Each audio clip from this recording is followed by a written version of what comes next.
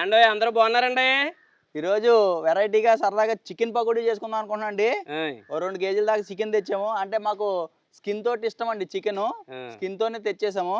మా అమ్మ ఏం చేస్తుందంటే కొంచెం మెత్తన ముక్కలు లాంటివన్నీ ఓ పక్కే, కొంచెం ఆ స్కిన్ లాంటిది ఎముకలు లాంటివి ఏమైనా ఉంటాయి అవి గుండెకాయ ముక్కలు అయ్యి ఇది విడిగా కొంచెం తీసేస్తున్నాను అనమాట. ఏమైనా ఉంటే కూడా కూర వండేసుకుంటాం దీన్ని. పకోడీ. ఈ పకోడీ కోసం విడిగా ఇలాగ మెత్తన ముక్కలు లాంటివి తీస్తుందండి. ఆమా మసాలాలు అవి మంచి గమ్ములు ఆడిచ్చేస్తావా? గుమ్మలు ఆడించేద్దారు అనుకుంటున్నాను. పకోడీ అదిరిపోవాలా.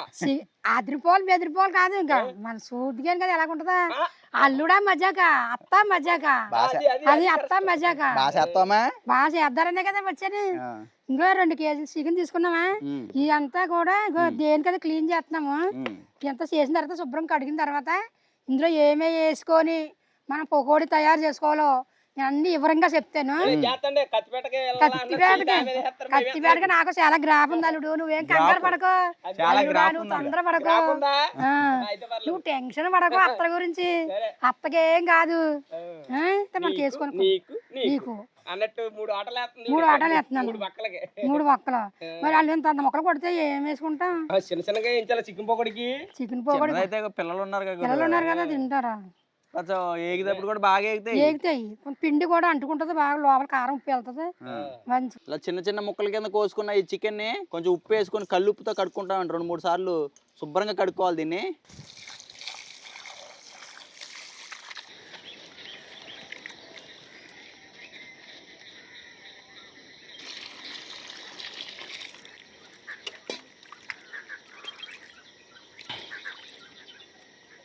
ఇప్పుడు చికెన్ తెచ్చుకొని శుభ్రంగా నీట్ గా కడుక్కొని ఉప్పేసి అంతా క్లీన్ చేసుకున్నాం కదండి. ఇప్పుడు ఇందులో ఏమేమి వేసుకోవాలో అంతా క్లీన్ గా వివరంగా చూపించాను మీకు. ఫస్ట్ అయితే కానీఫ్లవర్ వేస్తున్నాను 100 గ్రాములకి. కానీఫ్లవర్ అంటే కార్న్ ఫ్లోర్ అండి, మొక్కజొన్న పిండి.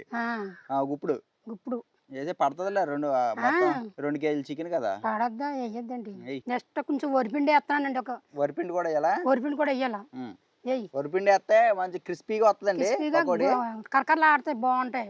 చాలు. ఇక ఇంత శనగపిండి వేసుకుంటున్నాను. చికెన్ మసాలా 2 చెంచాలు వేసుకుంటున్నామండి. ఇది ధనియాల పొడి, ఇది ఒక 2 చెంచాలు వేసుకుంటున్నాం. ఇది జీలకర్ర పొడి 1 స్పూన్ వేసుకుంటున్నాం. 2 చెంచాలు అల్లం వెల్లుల్లి పేస్ట్ రుచికి సరిపడి ఉప్పు వేసేనా? వేసేయి. ఎంత పడుతుంది? 2 చెంచాలు పడుతుంది. చాలు. 2 చెంచాలు కారం వేస్తున్నామండి. చాలు. దీన్ని మంచిగా మ్యాక్ చేసుకోవాలి. అదే మ్యాక్ చేసుకోవడం అంటే కలుపుకోవడం అన్నమాట. బాగా కలపాలండి, ముక్కకి పట్టేలా కలపాలి. ఇవన్నీ చేసుకోవాలని చెప్పి కలిపి దీన్ని బాగా చూడండి. మిక్స్ చేసుకుంటున్నాను. చూస్తానే ఉండండి, మిక్స్ చేస్తుంది.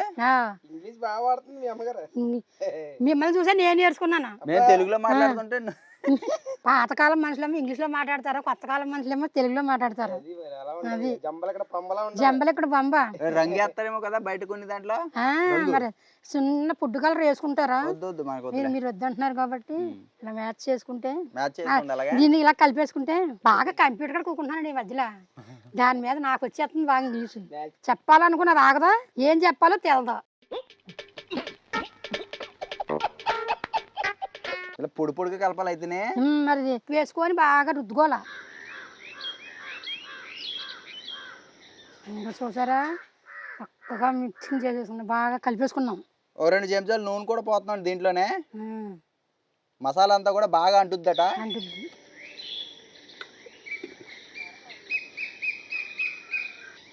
ఇప్పుడు ఇదంతా అన్నీ వేసేసుకొని సరుకులన్నీ వేసేసుకొని కలిపేసుకున్నాం కదండి. దీన్ని ఒక ప్లేట్ మూత పెట్టుకొని 1 గంట పక్కన పెట్టుకుంటే మసాలా అంతా కూడా చికెన్కి బాగా లాక్కుంటుంది. లాక్కుంటే అది మనం నూనెలో వేగించుకుంటే చాలా టేస్ట్ బాగుంటుంది. మూత అంటే ఫ్రిడ్జ్ లో పెట్టుకుంటే కూడా ఇంకా బాగా లాక్కుంటది అంటే మసాలాలో. ఫ్రిడ్జ్ లో పెట్టుకుంటే ముక్క మెత్తగా ఉంటది. చాలా అసలు నోట్లో పెట్టుకుంటే కరిగిపోద్ది, అంత మెత్తగా ఫ్రిడ్జ్ లో పెడితే. కానీ మనం టైం లేదు కాబట్టి పక్కన పెట్టేస్తాం. పక్కన పెట్టేసాం.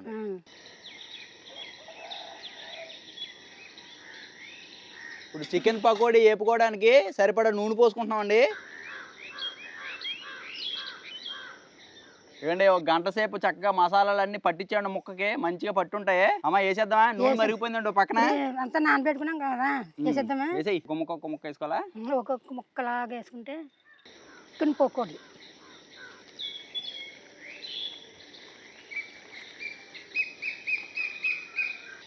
ఎందుకంటే తక్కువ మంట పెట్టుకొని సమానంగా వేపుకోవాలండి. మంట ఎక్కువైందంటే పైన మాడిపోయి మళ్ళీ లోపల పచ్చి ఉండిపోద్ది. తక్కువ మంట వల్ల లోపల దాకా ఉడుకుద్దండి. ఏగినాయమా? ఏగిపోయి ఇంకా తీసేసుకుందాం. ఇంకోటి ఏగిపోయి ఇంకా ఇదే రకంగా మొత్తం అన్ని ఒక వాయి ఇలా వేగించుకోవాలా. ఇక మళ్ళీ వేస్తున్నాను చూడండి. ఇంకా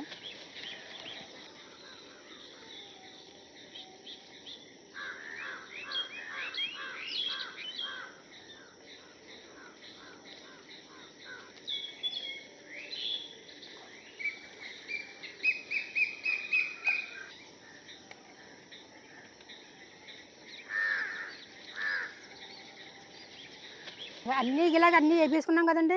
లాస్ట్ అయిపోయి ఇంక తీసేస్తున్నాను. కరివేపాకు పచ్చిమిర్చి కూడా వేద్దామే. కరివేపాకు పచ్చిమిర్చి. పచ్చిమిర్చికి నాట్లు పెట్టుకోవాలండి. నూనెలో వేపేటప్పుడు పేలుతాయి మళ్ళీ.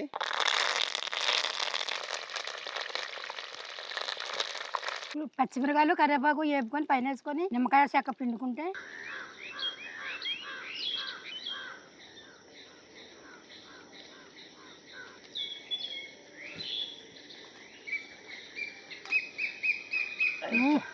వేడి వేడి చికెన్ పకోడీ రెడీ అయిపోయింది.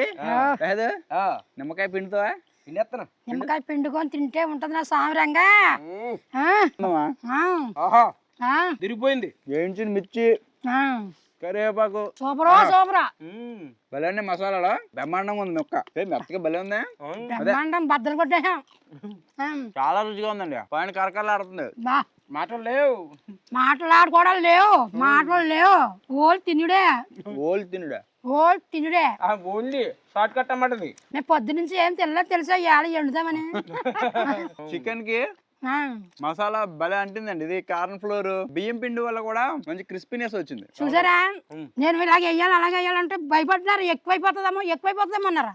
నేను అన్ని కరెక్ట్ గా వేసాను. చూసావా, ఇది మన సింహం దెబ్బ. పకోడీ తింటే అబ్బా అబ్బా భలే టేస్టీగా ఉన్న ముక్కలు. తినే కొలితే తినాలనిపిస్తుందా? మొత్తం అని ఎలాగైతే నా చేత వండి చూసారండి. తినచ్చు వండి అన్నీ 4 వేలకి ఏమి లేవు, మనమే తినేసలేకుండా. లాస్ట్ కి ఇంకొక ముగ్గురికి 3 మిగిలినవి. సరే ఉండాలి కాబట్టి ఉండిచ్చాము. నా వంటలు కానీ మీకు నచ్చితే ఈ వీడియో లైక్ చేసి సబ్స్క్రైబ్ చేసుకోండి. మరి నేను ఏ రకంగా మాట్లాడాను అన్నది కొంచెం మా అబ్బాయిలు కామెంట్ చేయండి. ఏంటంటే కొంచెం భయం కదా. సబ్స్క్రైబ్ బబ్బ రాదు రాదు. సబ్స్క్రైబ్